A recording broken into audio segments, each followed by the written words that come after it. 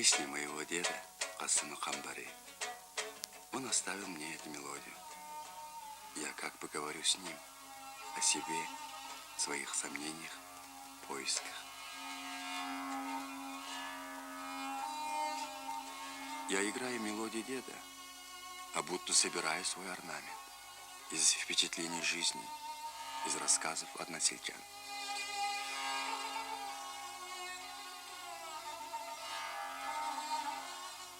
И мой дед, и мой отец, и я, сельский художник Ашим Курбанов, родились, выросли в Устекской долине, в отрогах Тянь-Шани.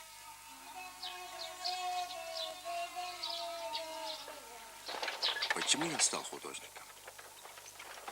Я пишу жизнь, которая вокруг меня. Это похоже на процесс рождения орнамента, ведь в орнаменте, как и в человеческой жизни, сплетены свет и тьма, добро и зло.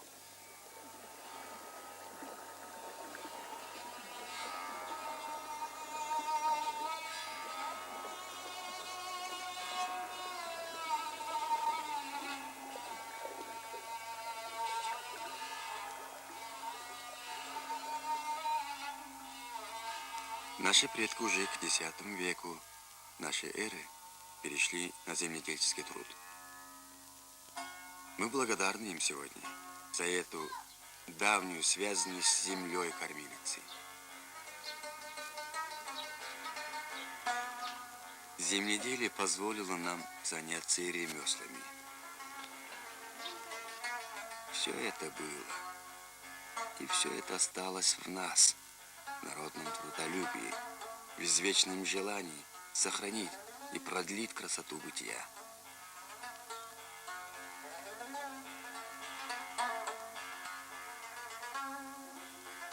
Еще в XI веке наш поэт Юсуф Баласагунский писал: «Пусть славится ремесленный народ, руками он богатство создает.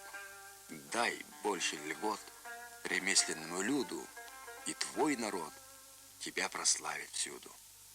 В 60 лет у плотника Эпендака как бы проснулась другая жизнь. Неожиданно для себя, для семьи, он взялся возродить истлевшую деревянную резьбу в музее Джаркентская мечеть. И возродил.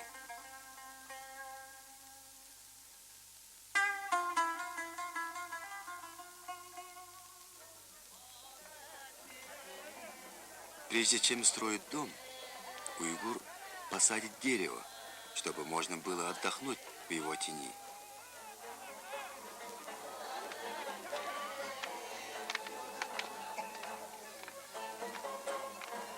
Уйгурская свадьба.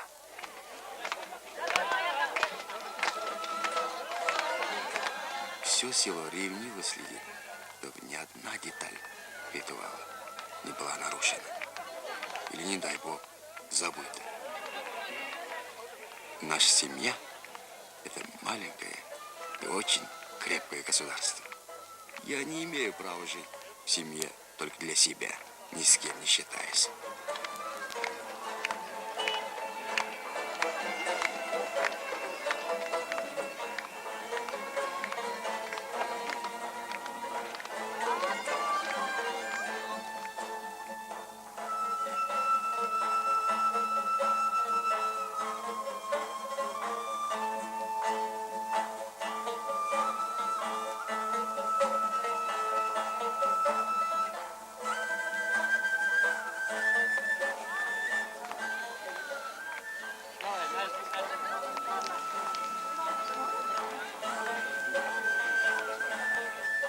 Почему наравне с любовью на свадьбе не забыты ни дипломатия, ни экономика, ни политика, ни прогнозы на будущее?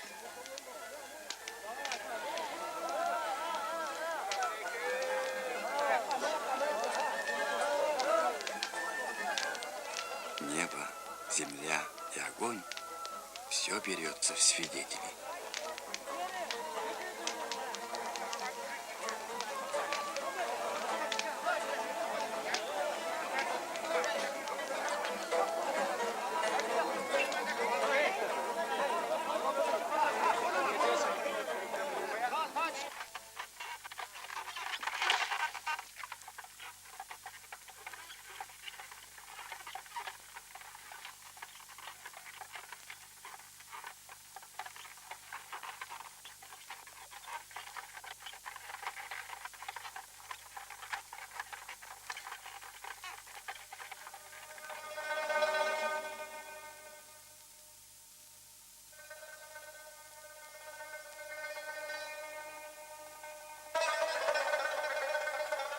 Когда в колхозном доме культуры мы устроили выставку своих работ, посмотреть картины пришел и мой отец, Асым Курбанов. Среди работ моего друга-казаха Акана Оймаутова он выделил портрет Адалят Зайнабдиновой.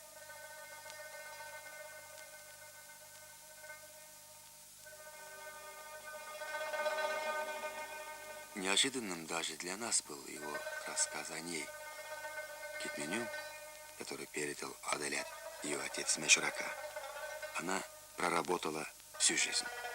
Этот китмень и принес ей звание Героя социалистического труда. Оказывается, вот как творится история. Все рядом. Портрет Адалят, портрет ее отца Мешрака и китмень, соединявший два поколения дехкан. Вот Зайнабдинова Адалята я с отцом вместе работал с 41 до 45 года.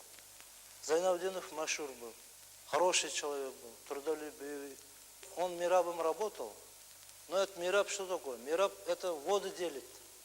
Мы воду получали несколько колхозов, он делил вот эту воду. Тогда поливальщики были все женщины, мужчины все воевали. Каждым женщинам он беседовал, как живут, как дети. Почти полголодные. До вечера работали босиком. Даже ничего не было одевать. Вот уйгурский есть такой обувь, чукай. Это шкура крупного рогатого скота делает. Чукай давал только председатель колхоза по разрешению. Только поливальщикам давал. Это все поливальщики были женщины. Чтобы чукай получить, это как премию, можно сказать. На трудодни дали вот этот чукай. В 1942 году мы сдали государству 300 центнеров пшеницы. По району, тогда был Джаркентский район. По Джаркентскому району заняли первое место. Это первое место в районе занимали. Мы все вот это 300 центнеров сдали государству, то есть для фронта отправили. Нам нечего было есть. Вот председатель колхоза сказал: Асым, давай вот это отходов делить. Мы по ведро отходов делили. Фронтовикам мы 2 ведра дали отхода. Если не фронтовик, там ведро дали. Ну, это через 5-6 дней уже отход кончился. Потом председатель колхоза меня вызывает: давай собери женщин.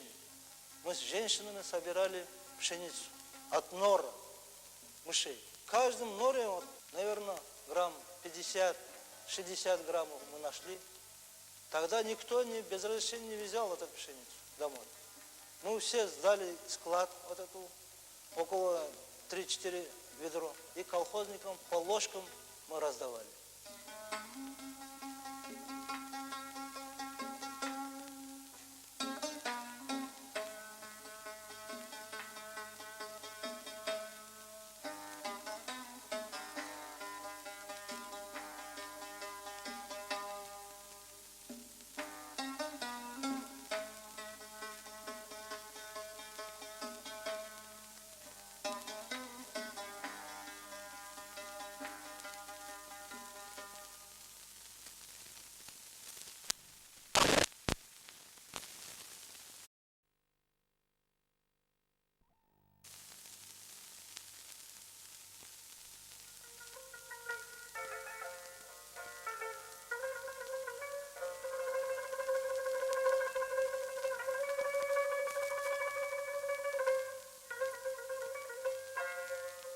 Мой отец часто повторяет слова Мешрака. Работать на земле – это и есть счастье. Если ты к ней относишься с любовью, она тебе ответит тем же. Только земля и может взвесить труд Яхканина. Я буду писать портрет Адалят. Мне надо знать о ней все. Она выбрала свой путь, когда еще 7-летней девочкой носила в поле отцу чай и хлеб. А в войну, как и многие из девушек ее поколения, сама пошла работать в поле. Потом возглавила звено.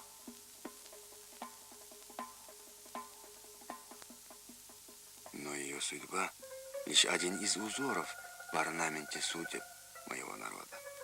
Об этом и рассказ Абдурахима Надирова, парторга нашего колхоза.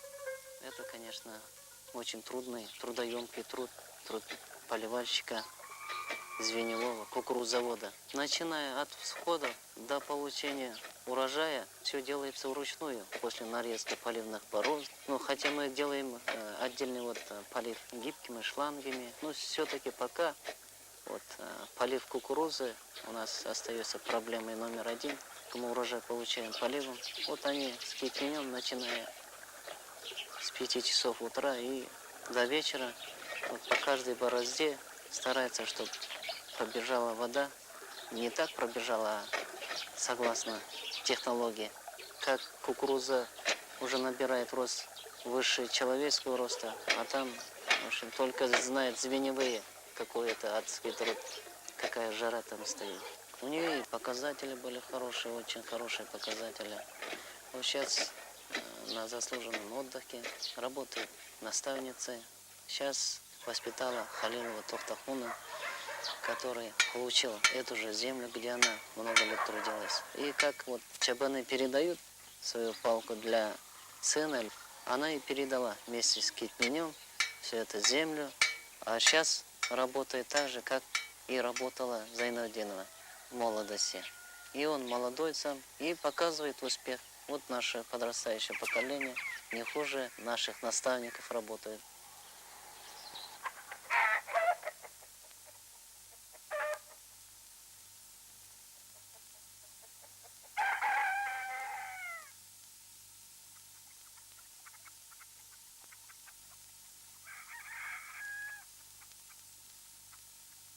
Веками сложившаяся традиция в настоящее время как раз и совпала, особенно для уйгурского народа, которые и раньше трудились семейно, коллективно.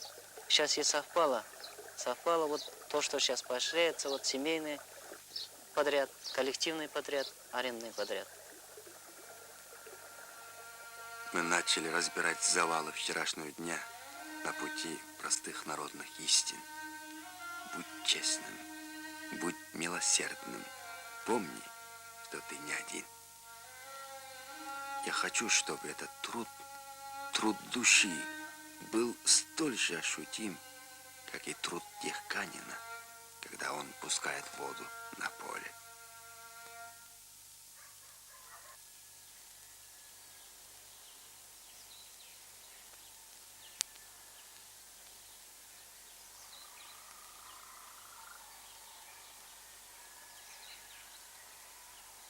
Семья Сапашевых.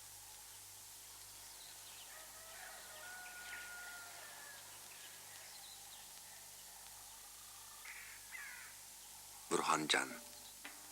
Ему очень интересно, как я пишу портрет его сестры Гульсумбюви.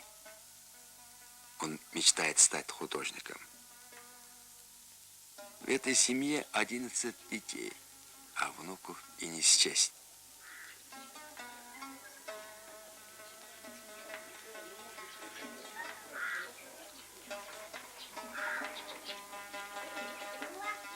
Гульсумбюви – обычная уйгурская девушка, терпеливая, сдержанная. Звеневая семейного звена, она стала тем, что мы официально называем наши маяки производства.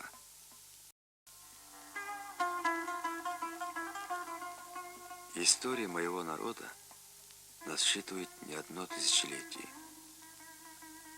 Была у нас и своя древняя письменность, были и летописцы, все было. И могущественные государства, и эпоха упадка, разорения. Все было. Остались люди. Осталась душа народа.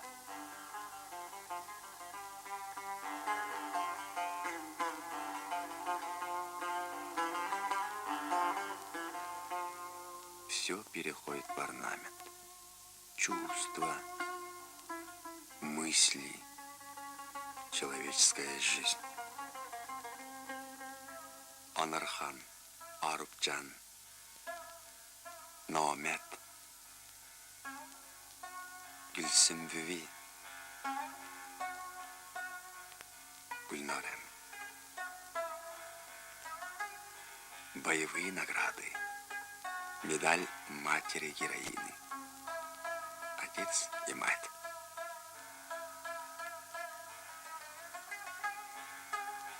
Мать растит детей. Отец зарабатывает на жизнь. Дети просто растут, набираются ума, чтобы в свой черед отдать свои силы своим детям.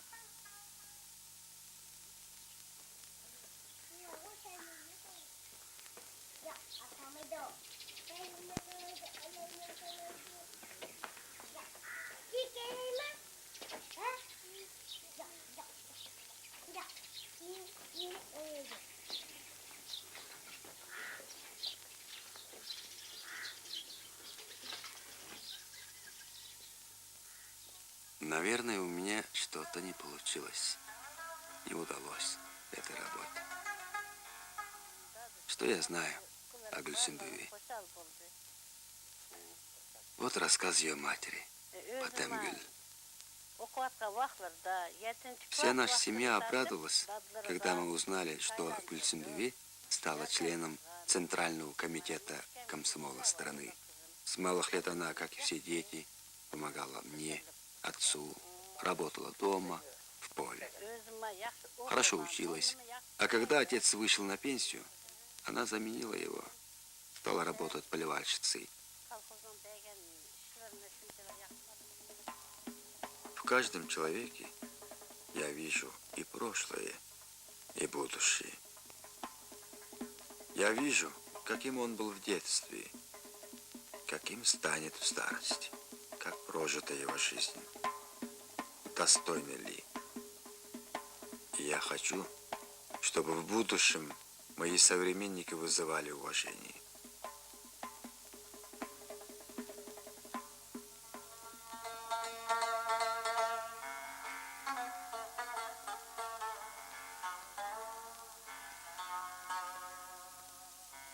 Юсуф Баласагунский, поэт и философ, писал о дихканах. Они на поле проливают пот, чтоб мы не знали горя и забот. Будь добр и честен этими людьми.